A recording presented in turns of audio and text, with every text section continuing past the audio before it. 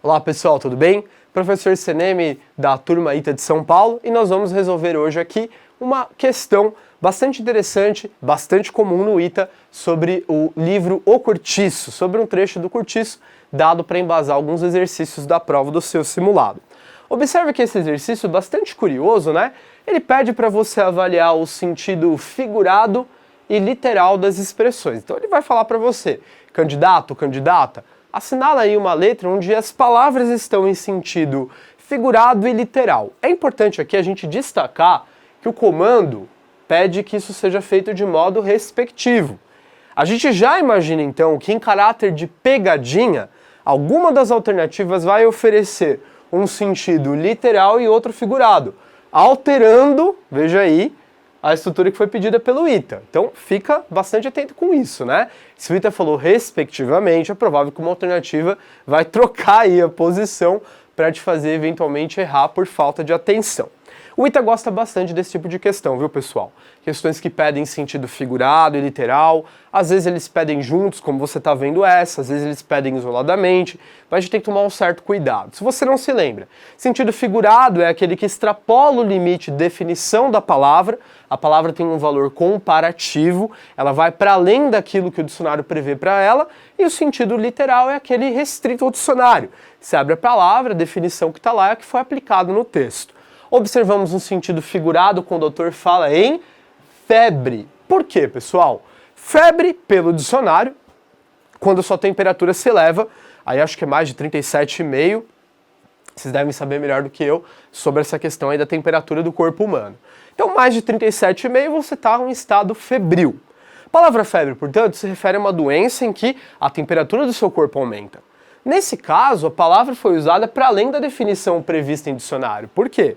Porque a personagem não estava com excesso de calor no corpo. O comportamento dela estava doentio, porque ela estava querendo acumular lucro de uma forma completamente exagerada. Então aqui a palavra febre não é literal, não se refere à temperatura do corpo.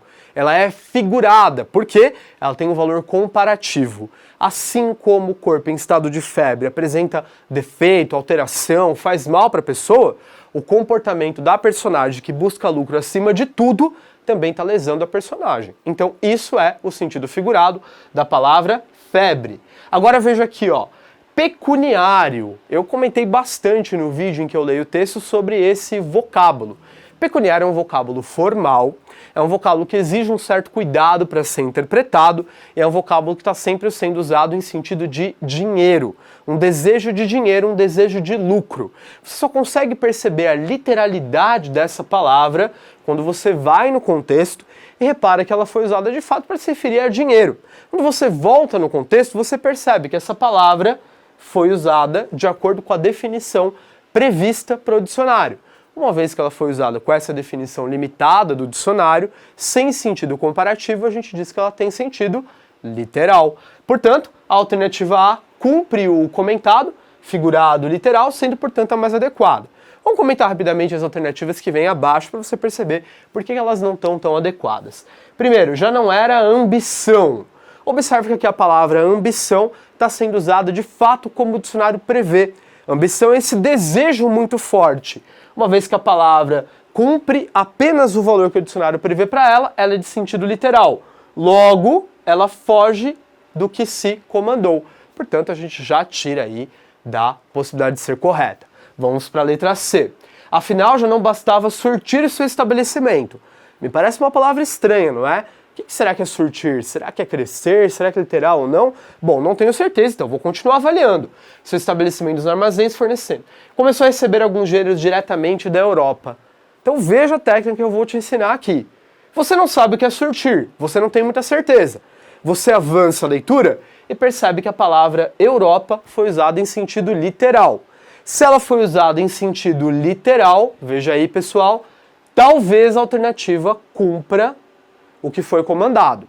Se a palavra Europa, turma, tivesse sido usada em sentido figurado, eu já descartaria a letra C. E aí, realmente, seria mais fácil a resolução. Então, fique bem atento a isso. Como o ITA comandou respectivamente, eu avaliei a segunda palavra. Se ela fosse figurada, eu já descartava, porque ela não cumpriria o enunciado. Ou seja, a alternativa acaba me obrigando a compreender a palavra surtir. Pode acontecer, às vezes, de ser mais fácil, e você consegue descartar porque a segunda palavra seria figurada. Nesse caso, exige conhecimento da primeira. Pessoal, aí você tem que voltar no contexto, não tem como. Sortir está sendo usado com a ideia de crescer o estabelecimento comercial.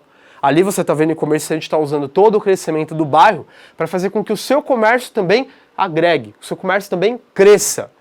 Sendo assim, a palavra foi usada em consonância com as demais palavras do período, foi usada em sentido equivalente ao que o período fala sobre crescimento da região e do comércio, portanto a gente pode considerá-la também literal.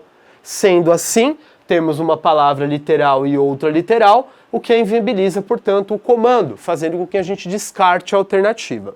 Dê uma olhada agora na alternativa D de dado, já caminhando para o fim da resolução.